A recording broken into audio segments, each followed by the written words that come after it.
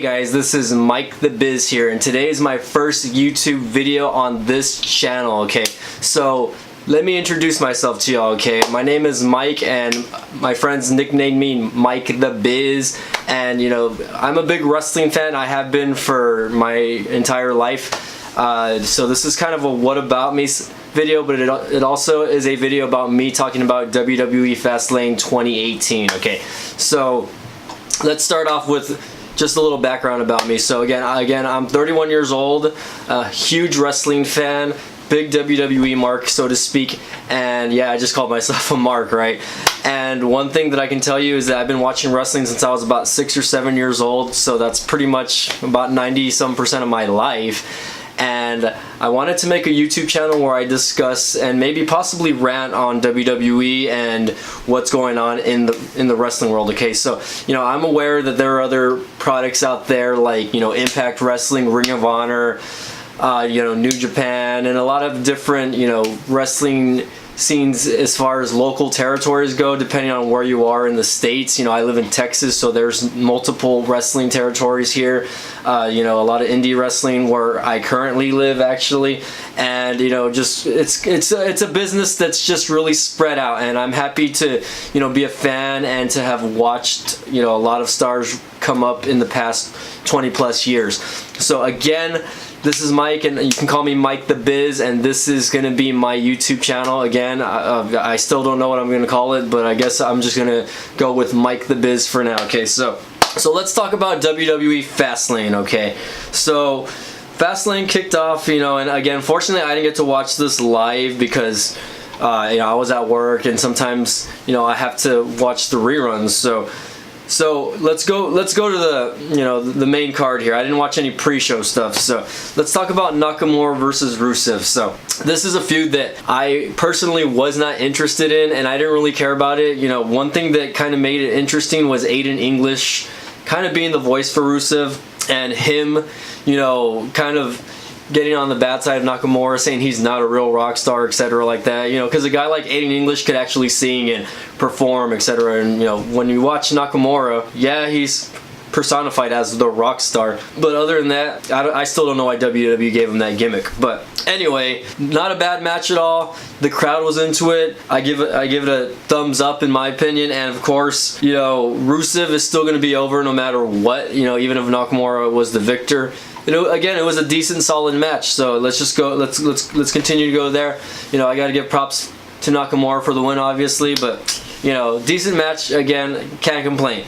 Next match, Orton versus Bobby Roode for the U.S. title, and I was hoping this match would be a little more down the card because, you know, I am a fan of the U.S. Championship, and it is a title that hopefully I will be able to one day have a replica of. So as you can see back here, up there, I have that WWE Championship. And in different videos later on, you might actually see, you know, me post up different stuff. So anyway, Bobby Roode versus Randy Orton, very physical match. The crowd didn't seem too much into it as they were the first match with Rusev and Nakamura, but you know, when it was all said and done, Randy Orton, of course, came out on top, and you know, I expected him to win this match, okay? It would hurt his legacy if he were to actually put over Bobby Roode. And don't get me wrong, Bobby Roode is a great wrestler. He's gonna have, you know, a couple good years ahead of him in WWE, and I hope that one day he does accomplish all of his goals, you know, in the wrestling business as far as WWE goes. You know, he's been in other places and he's accomplished pretty much everything. So far his run in WWE, great. Again, Randy Orton accomplished it all already, but you know, he had that one title eluding him, which was the United States Championship, and now Randy Orton can say he is a Grand Slam champion. Let's go on to the next match, guys. Naomi and Becky Lynch versus Carmella and Natalya. Not a match I was interested in. It's more of a filler match. I honestly wish that match would have gone to the pre-show, if there was a pre-show. But again, you know, not a bad female tag match. And, you know, I've been saying this for years that WWE should throw in a women's tag team championship, okay? I mean, you never know. Who knows? After WrestleMania, they might be introducing some new belts. So, you know, unfortunately, Carmella and Natalya, aka the heels, get this win. But you know what? I think Carmella has to be over, especially if she's going to cash in her Money in the Bank at WrestleMania, and I'm hoping that's what happens. You never know. It could be a huge upset. It could be, Charlotte Flair versus Asuka, and of course, you never know. It could be a great match, and then boom, right at the very end, Carmella swoops in, takes the title, and it's over with. So no matter who wins that match, and it's going to be a great match. We'll see what happens though. WrestleMania is only 4 weeks away. Okay, so let's go over to the Usos versus the New Day. Okay. And again, this is a match that I was actually super into. And again, the Usos and the New Day did not upset in this match.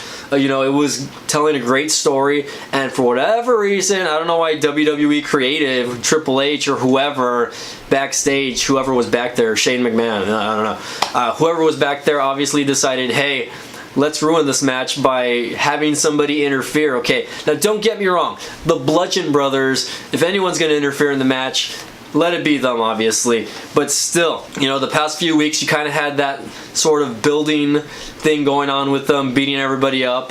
And of course, finally, I guess it boiled up to a point where, hey, let's take out the top 2 tag teams, okay?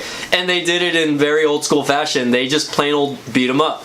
Eric Rowan, Luke Harper, those guys are huge, okay? And when you see those guys, and I don't know if I've never stood next to them in person, but they're about close to 300 pounds, maybe about 6'3" and up, each of them. I don't know. I'm not weighing in on statistics here. I'm cool to see them, but I wish that they would have waited just a little bit, build them up a little more. I mean, they're going to be an unstoppable tag team once they actually get into it, but why ruin a great match? The New Day Usos, whoever would have won that match, whether it would have been New Day or the Usos, it could have led up into something into WrestleMania. Bludgeon Brothers could have attacked both of them on Raw when they were trying to maybe do their rematch, SmackDown, and from there, it could have built up to WrestleMania. But of course, they had to go ruin it. Kudos to the Usos for retaining the titles and still continuing to hold that spot. Okay, let's go to the Women's Championship match now. Okay, so you have Charlotte and Ruby Riott. Okay, now this was more of a squash match. It wasn't a bad match. Ruby Riott held her own, and I gotta give Ruby Riott props to having a women's championship match the first 2 months that she's on the main roster. She's actually stirring up the women's division on SmackDown. Maybe not in the way that we all want it to be, and she doesn't, unfortunately, she's not the type of person that you would actually want to see as women's champion. Or, maybe I'm just being biased here. She's not your typical female wrestler, okay? And that's the good thing about her, okay? She kind of reminds me of like a little bit more hardcore version of Paige, obviously, more with the tattoos, more with that punk look. And I really like it. I like Ruby Riott, but as of now, I just can't see her as the top person in that female division, especially on SmackDown, okay? And it doesn't matter if she's on SmackDown or Raw. Okay, unfortunately, they didn't push her on NXT. And again, I'm not holding any grudges here. Ruby Riott is going to hopefully accomplish that top spot one of these days, but until then, it's not gonna happen. It's gonna be Charlotte Flair versus Asuka at the end of the match. Again, Asuka shows up, she points at the WrestleMania sign, and she just she freaks the fans out. And of course, in all fashion, why not, right? But again, it's something that the fans have been wanting to see. No one really cared to see Asuka versus Alexa Bliss. It's already happened several times, and Alexa Bliss has lost every single time, whether it was and they were both non-title matches. So why put Alexa Bliss in that spot again and make her look bad? Unfortunately, we'll see how the Raw Women's title goes. But let's go to the main event, the six-pack challenge. You got John Cena, Dolph Ziggler, Sami Zayn, Kevin Owens. You got Baron Corbin, he was blanking out on me because, anyway. And then, of course, you got the WWE Champion, AJ Styles, okay? So, AJ Styles, again, all the odds were stacked against him. And, of course, some stupid crap has to go down with Shane McMahon, Kevin Owens, Sami Zayn. And don't get me wrong, okay? Shane McMahon had all the right to be emotional but interfere with the match, I did not think that was a good idea. Kevin Owens could have been champion, Sami Zayn could have been champion. We could have seen a new champion go into WrestleMania, okay? Now, the other three guys that I do feel bad for in this match, let's start off with Dolph Ziggler. Just re-signed his contract. They still aren't doing anything with him. He's still a jobber. So he claimed that he came back to have his WrestleMania moment, and where is it? Also, you know, you got Baron Corbin, a guy that is still building momentum, former U.S. champion, former Andre the Giant Memorial Battle Royal winner, whatever you want to call it. And you know, he's a guy that I feel like he's gonna, I don't know if he's gonna peak early and then he's just gonna kind of go downhill or what, but you know, he's star material, but at the same time, I don't know. I'm very indifferent about Baron Corbin. I really enjoyed him in NXT and his character there, the kind of lone wolf, silent type guy.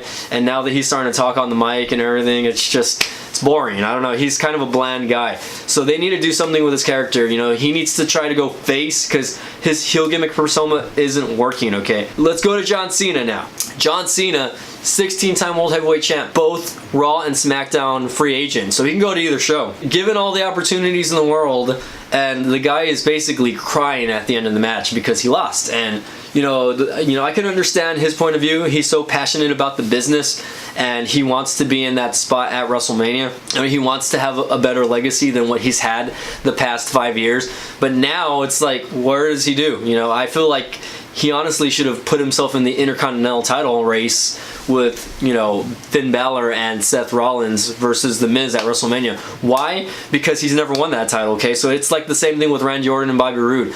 But Randy Orton never won that title. He was never given the opportunity for that title either. John Cena, on the other hand, you know, as far as opportunities goes, when has he ever fought for the Intercontinental title? So I think WWE screwed up there, okay? And again, AJ Styles, the man, the myth, the legend, the rock star. Shout outs to you, Jay. You know, he is the rock star of WWE right now, in my opinion. He somehow pulled it off after getting up from that, you know, attitude adjustment on the table. You know, following that, you know, of course he was on the floor half the match. So I feel like half the match was more about controversy with, you know, Shane, Kevin Owens, and Sami Zayn. But it told a good story, and you know, AJ Styles capitalized at the very end, and that's where you need to be if you want to, you know, continue to be the top dog in WWE, okay? But going forward from there, looking forward to WrestleMania, Shinsuke Nakamura versus AJ Styles. A lot of people said this would have never happened. So, you know, guys, thank you all for watching, and I'm excited. WrestleMania is just a few weeks away. This is my first video as far as this channel goes. So, you know, tell me what you think. You know, give me a like if you like this video. You know, put a comment below if you want to, you know, add something to the topic. I will be pretty good on replying as far as that goes. So, guys, thank you all for watching. Again, my name is Mike the Biz. We'll see you guys next time.